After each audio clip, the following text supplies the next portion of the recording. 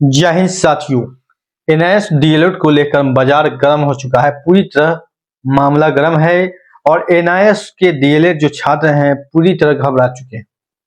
हालांकि उनको घबराने की जरूरी नहीं है, ज्यादा घबरा रहे हैं, ज्यादा पैनिक हो रहे हैं, जिससे कि कह सकते हैं कि बहुत संख्या में मैसेज आ रहा है कि एनआईएस को प्रति विभिन्न सवालों को लेकर।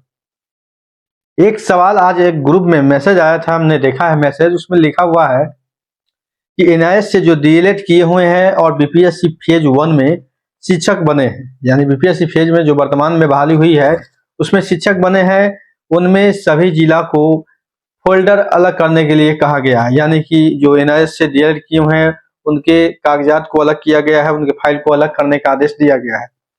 उस ग्रुप में जो मैसेज लिखा गया है मैं उनकी बात कर रहा हूँ। ऐसा कोई भी ऑफिशियल नोटिफिकेशन नहीं है। गलत न्यूज को वायरल ज्यादा किया जाता है, तो बीपीएससी से संबंधित कोई भी ऐसा अपडेट नहीं है कि एनआईएस वाले की बहाली को रोक दिया गया है या बहाल हो गए हैं, उनको हटाने की कवायद को शुरू कर दिया गया है। इन सब चीजों से बचे।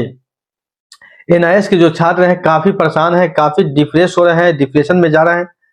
जो ज्वाइन कर चुके हैं या जो आगामी में शिक्षक बनने वाले हैं उन सभी छात्र को मैं कहना चाहता हूं कि ज्यादा घबराने की जरूरी नहीं है, ज्यादा पैनिक नहीं हो। जितना ज्यादा पैनिक होंगे उतना लोग आपको डराएंगे। और जो लीगल होगा, जो विभाग की ओर से होगा, जो सरकार की ओर से होगा, वो सबको मानना है, सबको मानना ही पड़ेगा। अंतों अंत तक जो सरकार चाहती है वही होता है। आपने देखा होगा कोर्ट, हालांकि अगर कोर्ट के फैसला आया है तो कोर्ट के फैसले के अनुरूप ही काम होगा।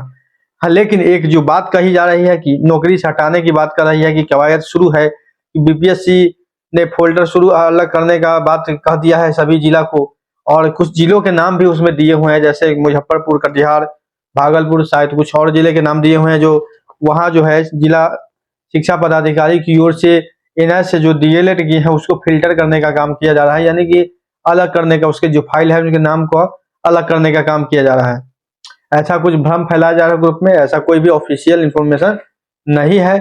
जहां तक हमको अनुमान है और जहां तक हमको जानकारी के अनुसार हम कह सकते हैं कि जो भी शिक्षक बन चुके हैं, ज्वाइन कर चुके हैं, योगदान दे चुके हैं, उन सभी को घबराने की जरूरत नहीं है। ये बात हम कर रहे हैं, पूरे दावा के साथ कर रहे हैं कि जो भी ज्वाइन कर चुके हैं, अगर एनआईएस के फेवर में तो कोर्ट का डिसीजन नहीं है, फिर भी हम बोल रहे हैं अगर एनआईएस के विपरीत डिसीजन है, मान लीजिए, फिर भी जो शिक्षक बन चुके हैं एनआईएस डीएलएड करके, छठे चरण हो या सातवें चरण हो, तो उनको कोई भी घबराने की जरूरत नहीं है।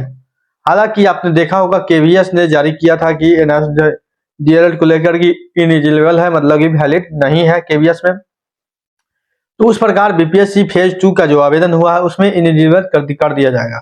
हालांकि लमसम मान लीजिए कि अमान जो बीपीएससी 2 में अमान आप लोग जो एनआईएस डीएलएड है वो अमान हो जाएंगे, कारण क्योंकि उसका जो है सिर्फ आवेदन हुआ है तो इसमें अमान किया जा सकता है बहुत ही आसानी से।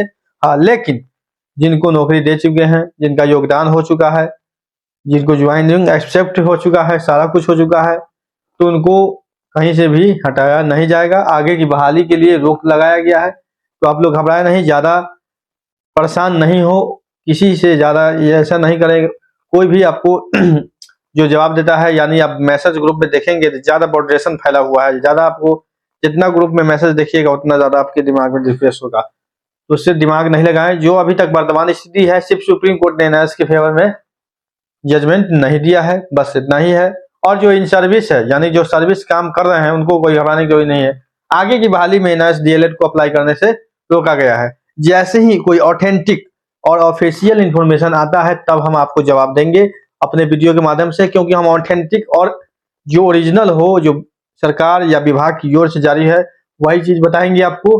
अन्यथा अपने मन से भी नहीं हम बताएंगे, न किसी ग्रुप या किसी के कहने से कोई चीज आपको हम बताएंगे। तो जो ऑफिशियल होगा, जो ऑथेंटिक होगा, जो सही होगा, आपके फेवर में हो या आपके फेवर में नहीं हो, लेकिन जो ओरिजिनल होगा, ऑफिशियल होगा, वो हम आपको जरूर बताएंगे।